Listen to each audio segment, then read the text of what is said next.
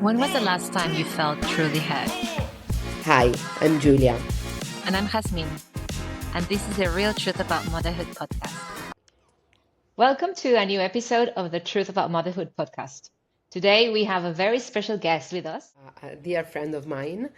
She's going to talk about perinatal depression and her project, Shine, that she's working on. And this is such an interesting episode, so I hope you're going to enjoy it. Please remember to share it with any moms that you think that find this useful.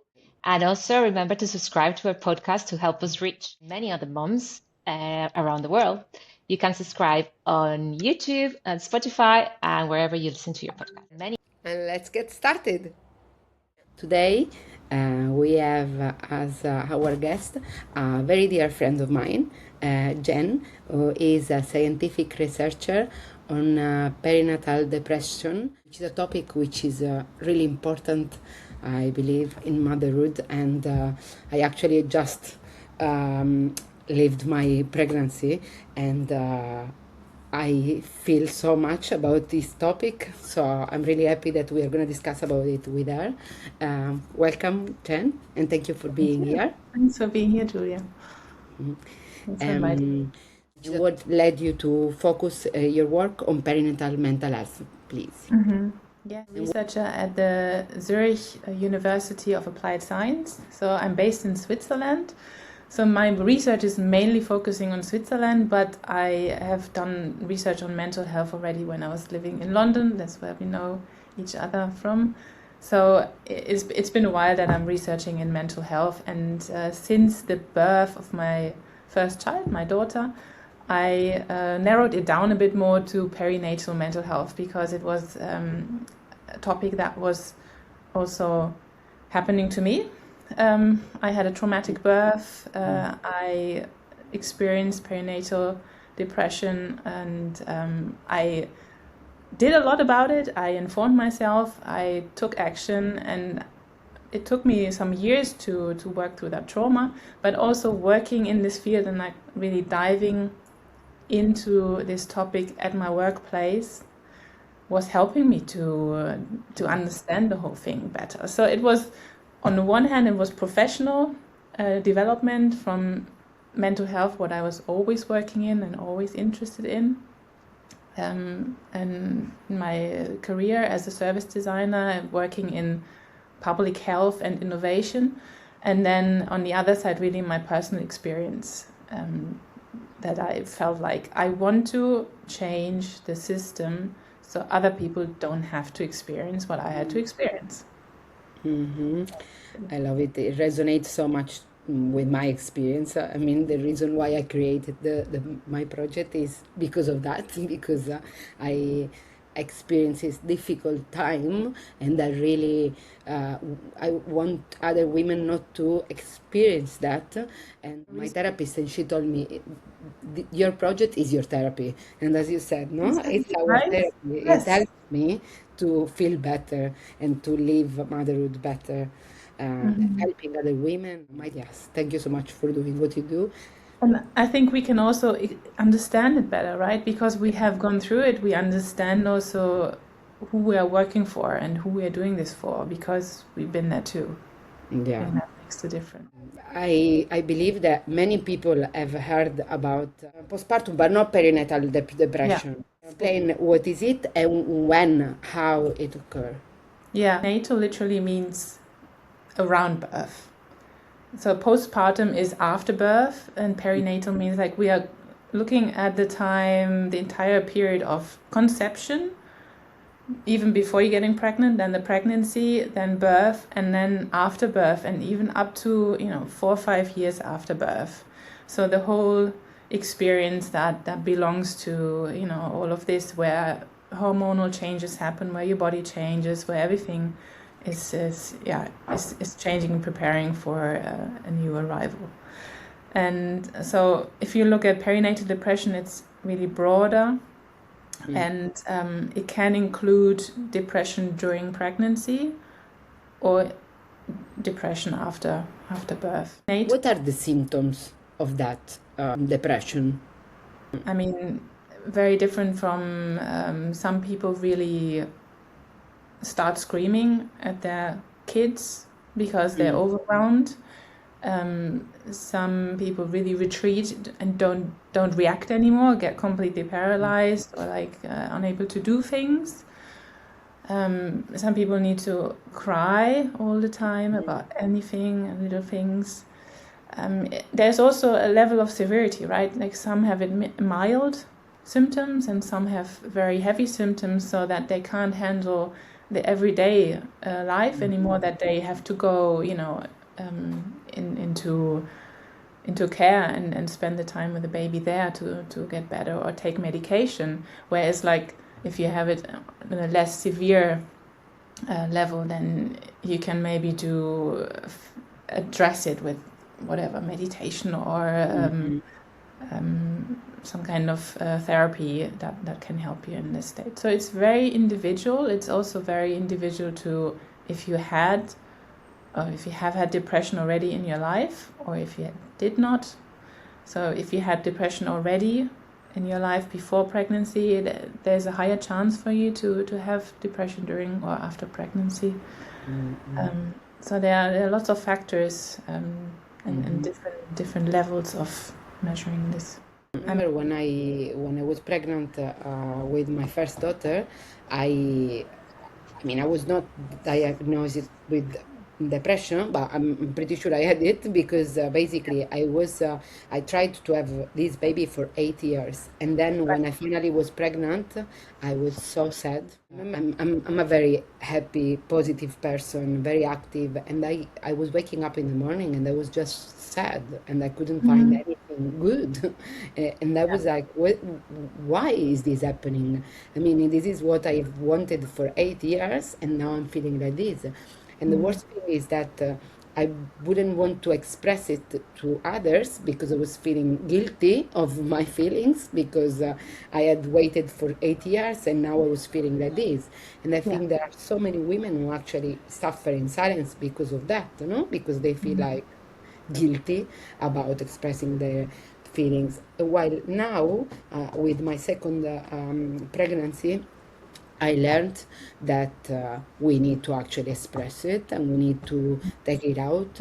After dealing with motherhood for 4 years and all the events that we have created, I have learned so many things and I have so many tools that are helping me to understand that the best thing to do is to talk with other people and express it. And that's what I was doing with my husband, and it really helped me to say the way I was feeling, and even to everyone who was asking me, how are you? And I was just getting out all my feelings, and they were shocked because everyone expects you when you are pregnant that you're saying that's the best time of your life, but it's not like this for everyone. And it makes it even more difficult for women who are not living the best time of their life to say it loud.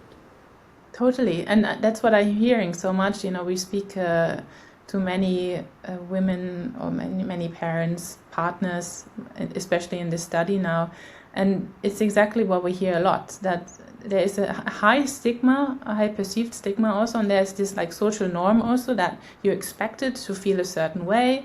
You're expected to be the happy mom because that's what everybody knows and what also the movies show, and the reality of things is never talked about. So it's great that you are talking about this as in Real Truth of Motherhood, because we can see that a lot, that it's a disastrous situation actually to address this. And if you look at the numbers, right? I don't know about Spain in general, in specific, but the perinatal depression in Switzerland is on the rise, and globally it is very high. We have like approximately 12% globally of mothers who are experiencing perinatal depression, and this is just because at the moment perinatal depression is a thing that is talked about, but we have to also be careful not everything is a perinatal depression. It can also be OCD, or it can also be other elements that play into the whole thing. At the moment, perinatal depression is a thing and it's talked about, but I think in the future we need to look at it also a bit more detailed. What is behind? But it's already good that it's talked about, because we get a lot of women who say exactly what you just said, that they feel they can't talk about it. And then the partners, they play such an important role in it. We hear a lot that partners or family members are very important people when it comes to being able to talk, being able to address it, more than healthcare providers. So that's also one reason why we're doing this project, because we have a lot of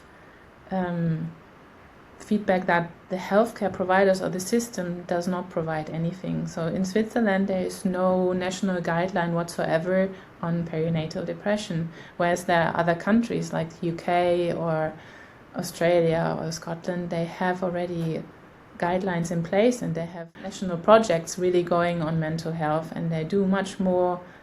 They set up much more pathways really for people to be, first of all, addressed earlier or screened earlier. That's the thing. Like, we spoke to a woman recently. She said, like, she's been through whole pregnancy, through the birth and the postpartum period for 1 or 2 years without a single health professional asking her how she was feeling. Not the midwife, not the pediatrician in the end, not the gynecologist, not the doctors in the hospital. So there are a lot of touch points along this perinatal journey that need to be addressed, and already, like, if somebody asks you, how are you doing, would be a big step. How do you feel today? But it's very medicalized still. I remember when my daughter was 2 years old, I went back to Italy and I was saying the way I was feeling, and everyone was telling me, Julia, you are exaggerating. Your daughter is amazing, and I'm like, okay, but I still feel like this. So But there can you're be not this happy. there can be this ambivalence, right? You can Yeah. still, your daughter is amazing, and you can still love your daughter to bits, but you can also feel that this is too much, and this is like, it's not feeling right, and then and I feel sad and whatever. And it's the biggest transformation a person is doing in their life, becoming a parent, and it's not recognized as such. And many people talk about the baby blues. Maybe you just have the baby blues, it's gonna go away in 2 weeks. Yes, if you're really having the baby blues, which is obviously dependent on the hormonal change after birth, that will go away. But if it stays, if that feeling stays, or if it comes after 4 or 5 months after giving birth, sometimes it also kicks in later, right? I remember the first months for me were fine, and then it kicked in. So if it comes and it stays, and you're dreaming about it, or you're not sleeping anymore, or you're really like not getting up again, then it's something to be addressed. And this can start already during pregnancy, so that's why it's useful already talking about things like that during pregnancy, so you can maybe already understand if that person is prone to develop a depression, and maybe you can be more on the preventive side instead of addressing it when it's already like in the middle of everything.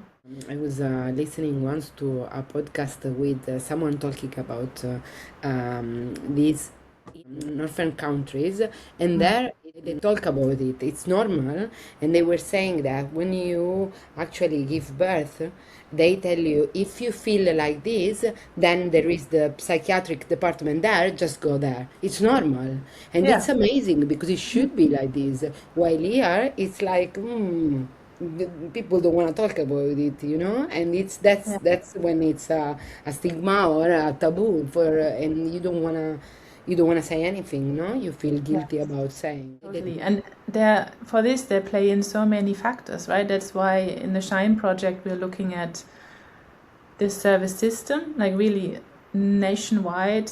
how can the healthcare system be addressed? It needs a service system that is addressing the needs of the people, and then it can, and fitting to the system that it is running on a national level. We see that national guidelines, clinical guidelines, they help to give a direction when it comes to the whole care pathway, from when you start conceiving to going to your gynecologist, to seeing a midwife, going to the hospital, all of this. If there are some guidelines, people can at least refer to this and then see what you can do.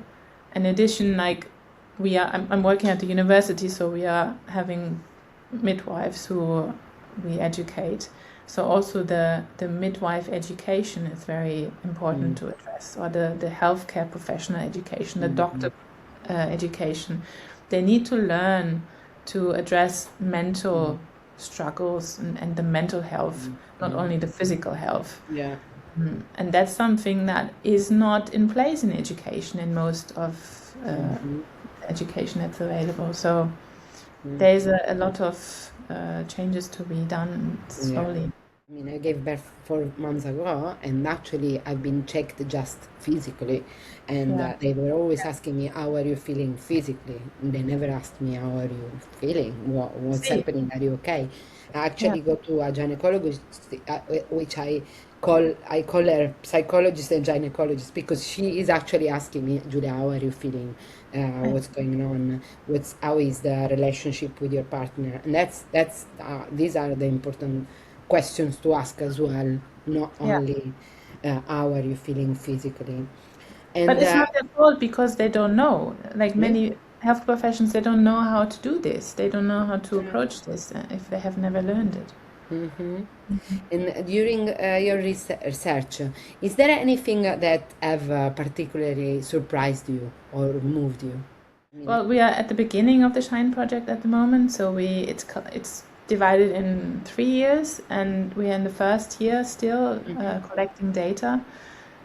So we did already like 49 interviews with birthing parents, non-birthing parents, and because really our focus is on the perinatal depression, to make it inclusive for sex and different sex and different gender. That includes obviously same sex parents, it includes also fathers, it includes anybody who can give birth to a baby, and anybody who is the partner. So what I see now emerging from these interviews and talking to professional and talking to people is that it is so much more diverse than we thought it is, and the health care pathways at the moment, they're very focused on the typical mother giving birth. There's one mother and a father, but considering if you have, for example, two mothers, there is not even a service. There is not even a service set up for it. Sometimes they're even missing words. The gynecologist missing words for addressing this. So this is what's moving me to see how so many different models of families that are now existing, and it's something that has come up more and more. There are different needs now, and these different needs have to be addressed in a different way, and healthcare has to become more flexible and inclusive.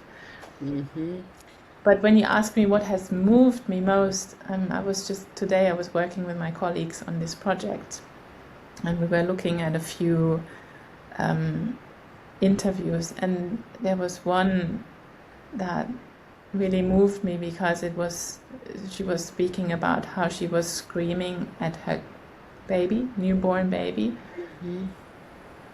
And if you just imagine, like, this little baby there being screamed at, but the mother being so helpless that she couldn't do anything else than screaming, and was so overwhelmed, was so intense and so moving. And to see then how, exactly what you just said, how she first couldn't find any support, and didn't get addressed, and she was looking out for support. She was saying, hey, I need to go to this clinic, can you take me, I want to stay there. And they said, no, we don't have space.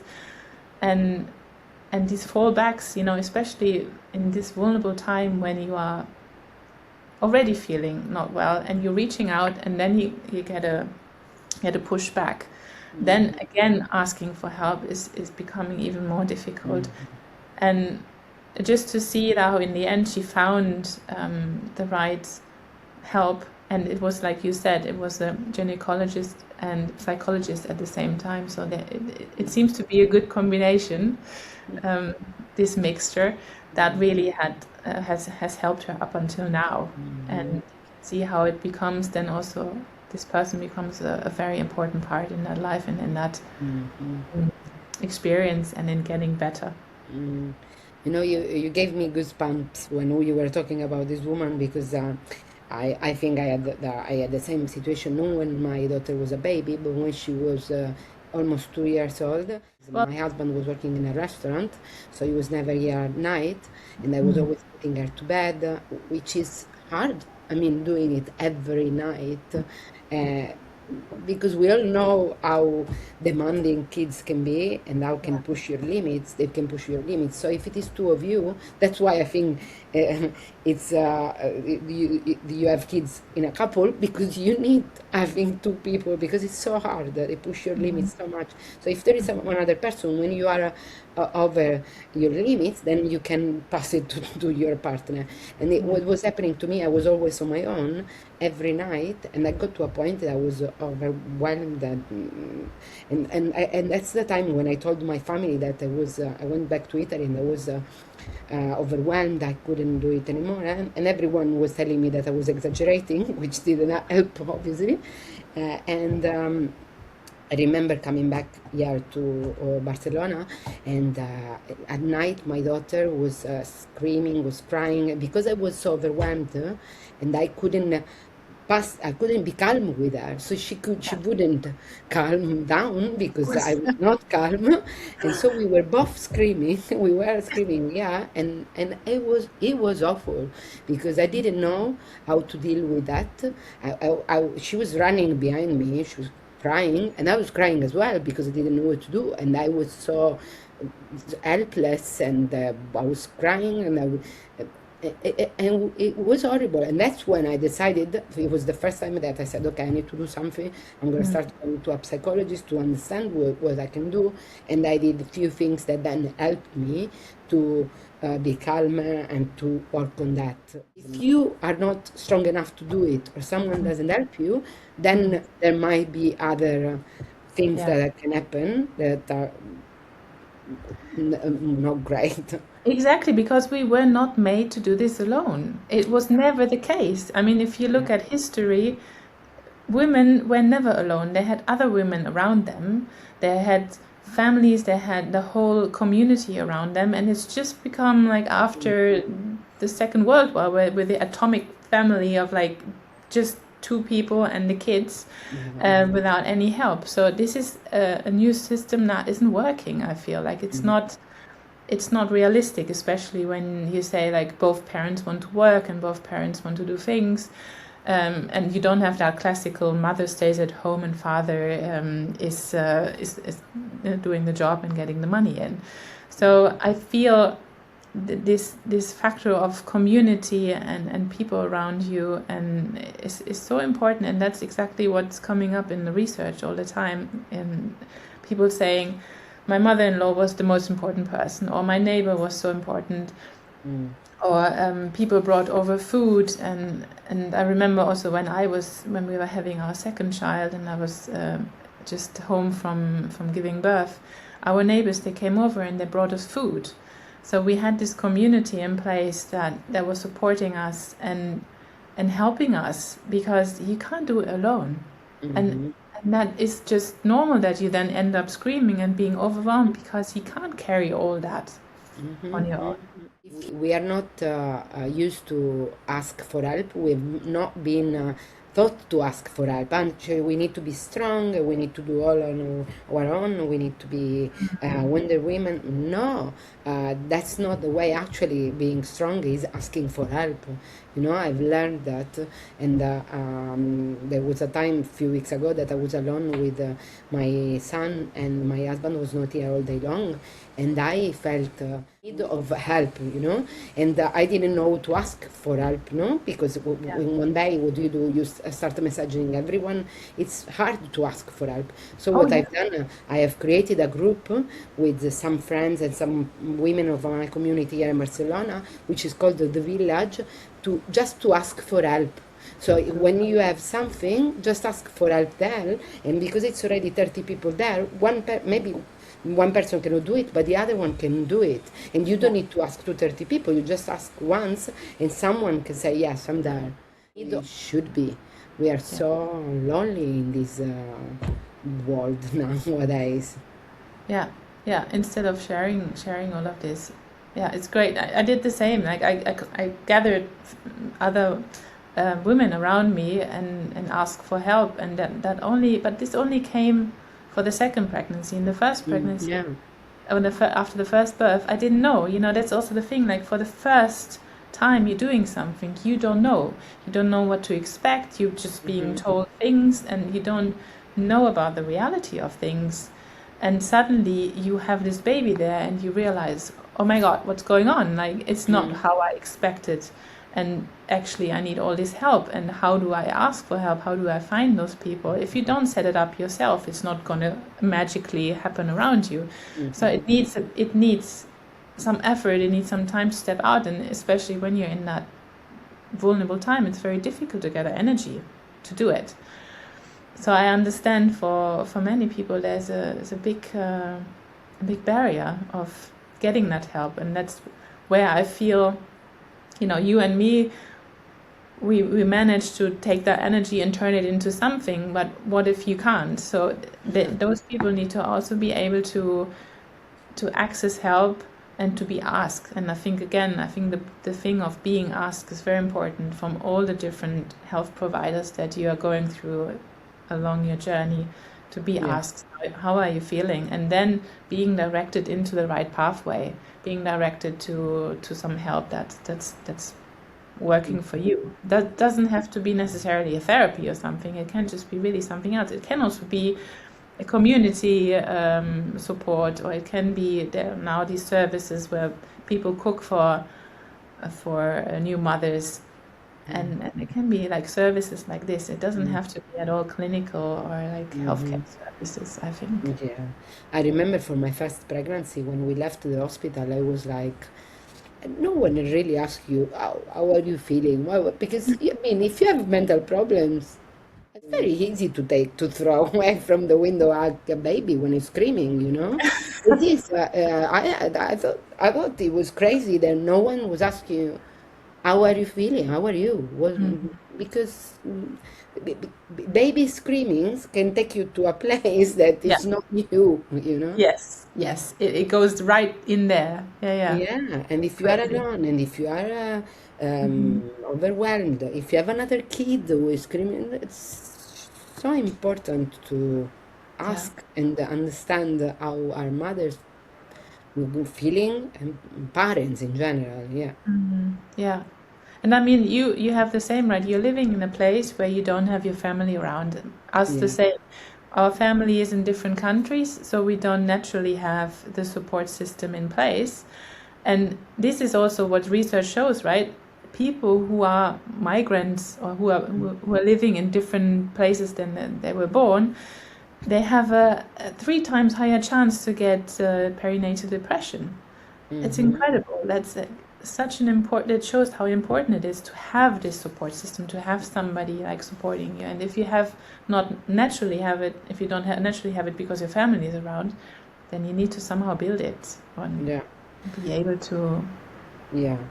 get I it. must say that slowly things are changing, and I can see it. I mean, I'm now attending postpartum groups in spaces which are for mothers here in Barcelona and for kids, where we talk about how we are feeling, still not talking about proper mental health, but it's something. So if we keep doing what we are doing, you with your research and trying to create these guidelines with our project, I think at some point maybe our kids will be able to live a better motherhood. And they are already experiencing what we are experiencing. So they're living through what we're living too, and they see different models. They see how we're dealing with it. If they see we're reaching out, we're asking for help, that's something they take with them, so they'll be able to do the same, and they'll be able to express their feelings. I mean, sometimes I'm impressed how my little daughter is expressing her feelings already as like almost 5-year-old. Yeah. It's incredible. So Yeah. you can already see like these little Yeah. changes that they copy everything you do, and hopefully also the good stuff.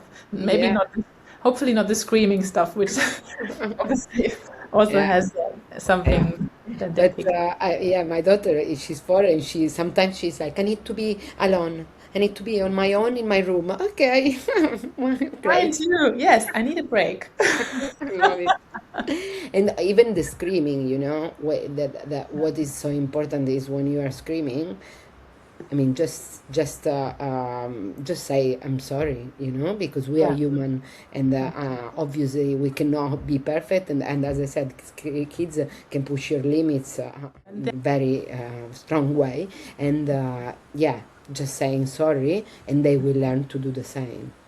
Right, because that happens, right? We are just humans, and we get angry, we get upset, and that's also what they need to learn. So I think it's totally okay to be like this if you are able to talk about it afterwards, and if you are able to say that, Yeah. that you're sorry. Exactly. Because I remember still my parents would never do that, right? They never said sorry, or they never explained, Yeah. or they were asking for emotional feedback, never. So it's something that we, I think, needed to learn step by step by ourselves. So. My mother is still not able to tell me to say sorry at all. That's Judging them is not complaining about them. It's just that they are not used. They haven't been never taught to No. say sorry. Yeah. And Yeah. also, I remember last week my husband, they had an argument with my daughter, and I told him say sorry, and he didn't want to, because he feels like he's losing his authority. But actually, you're not losing your authority. Actually, it's even better if you are saying, if you are showing your vulnerability, and that you are human and you can get to Yeah. that point. I agree, yeah.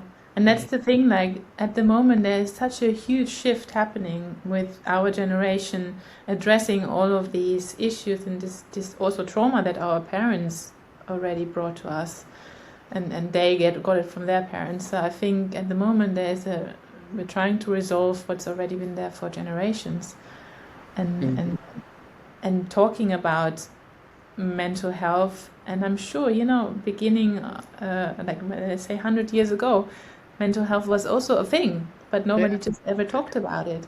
Yeah. And you were put into institution if you were going a bit crazy, so you were locked behind doors. So I think it's a big shift happening, and it's good that people understand that there's also this, your mental health matters. And I think that's the thing that needs to happen globally, at least, or Europe-wide, that there is a shift to asking, is a shift to screening, universally screening the people and saying your mental health matters, it's important. And we need to be able to talk about it, and it's okay if you talk about it. You're not going to be deemed crazy if you say I'm not feeling well, or I'm screaming at my kids. I think that's probably the most important thing that has to happen. And what would you say to a woman who is struggling right now with perinatal or postpartum depression? I would say to her, what you're experiencing has a name. It is common and it's not your fault. And it's something that, doesn't mean that you're failing. It's something that almost everybody experienced to some extent. And your child will not be better off without you. It's still taking so much from you. But it's okay to have this, as I said in the beginning, to have this ambivalence of, I love them to bits and I still can't handle it. And those two things, they can exist at the same time. So what I would then probably say as well is, if you are feeling you struggle, if you're feeling there's something not right, because it is a gut feeling most of the time, there is something where you feel like, oh, it's not right, reach out to anyone. Reach out to your neighbor, reach out to your friend, reach out to your partner if you can speak to them about it, or reach out to somebody you trust, and they can maybe help you further and see if there's anything that is existing that can help you. If it's a service, if it's a healthcare professional, it's whatever, specialized in exactly what you need. The people that you have researched so far, have they asked for help or not?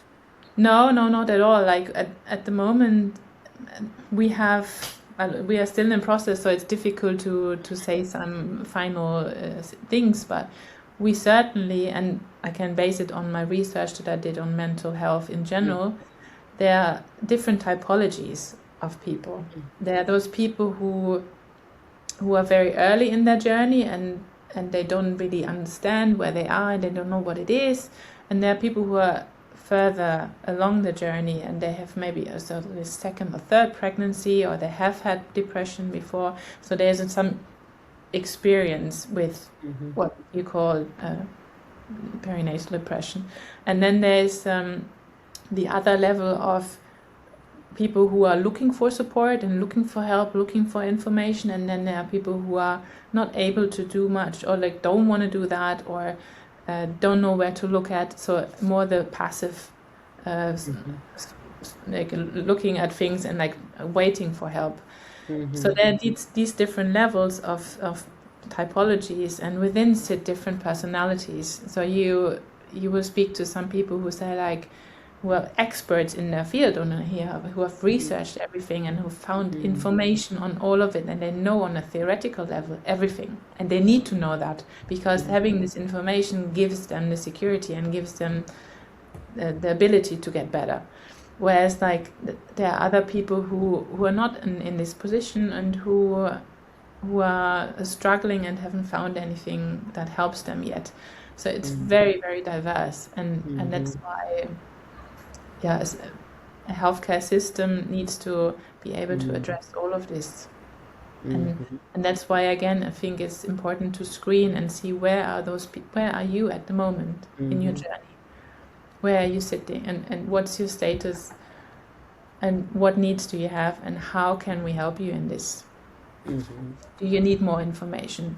Do you need a service? Do you need this or that? Or you don't need any of this? Can you do it on your own? Like whatever it is, I think it's just important to understand where you are. Absolutely. So interesting. I would talk about this forever. I won't stop. So it's lovely talking to you. And I'm going to ask you one last question, which is the question that we normally ask during our podcast. What's a real truth about motherhood that you think is not talked about enough? Well, it's again, I think this ambivalence, right? The ambivalence is normal. And our culture really has this narrative of motherhood that leaves almost no room for complexity. You have to be joyful, you have to have gratitude, you have to bond with your child as much as you can. And but the transition to parenthood is so complex, and it's okay to feel these different feelings and to have this gap there. And I think that's the real truth, that there is this ambivalence that is okay, and that we need to celebrate this and be able to talk about it and cherish it, that we have this, that we are so complex as human beings. Yeah, that's exactly what we want to do with our projects as well. That's why we are going to be collaborating with your project, and this is the best way, no, to bridge the research with real stories, and there isn't a real truth. Everyone is living it differently, and there is this ambivalence that we need to accept it. There is no good or wrong. But I think one of the main reason we talk about this ambivalence is because in society, happiness is seen as something good and sad is seen as something bad. And actually, no, emotion and feelings are all good, because if we wouldn't be sad, we wouldn't be happy, if we didn't have sadness. If we were not bored, we couldn't enjoy things, because you don't know. While there are these emotions, let's live that. Let's live those, and let's not label them as good or bad. They just exist, and let's celebrate them, as you said. Yes, and like this, we can reduce the stigma then step by step. Absolutely. Yeah. So yes, let's do it together. do it. Yes, thank you very much for today. Jen is also organizing an amazing retreat for family, and about mindfulness and the importance of that. No? Yeah, well, it's basically what we talked about. And with this retreat, we're trying to bring back this community that is supporting each other. So, if you're going on holiday on your own, you have your kids 24/7 and you need to think about how to care for them. If you're going together with many families, you have this support system that, the kids can play, first of all, with each other, and there are other parents who can also take turns, and you can take a pause. You can do, you can take a break, you can do a nap, you can do a yoga session, you can go for a walk. And I think that's where the recovery comes and kicks in. That's where you feel like you're getting your headspace to be able to react calmly to your kids and not end up screaming at them because you're at your limits. So that's that's the idea. So thanks for sharing that as well. If anybody is interested, we're going to Portugal in July, so in almost a month. If somebody last minute wants to join us, you're very welcome. Jen, we will have all the information on all the YouTube and all the channels where we are having our podcast. Thank you very much. Yeah.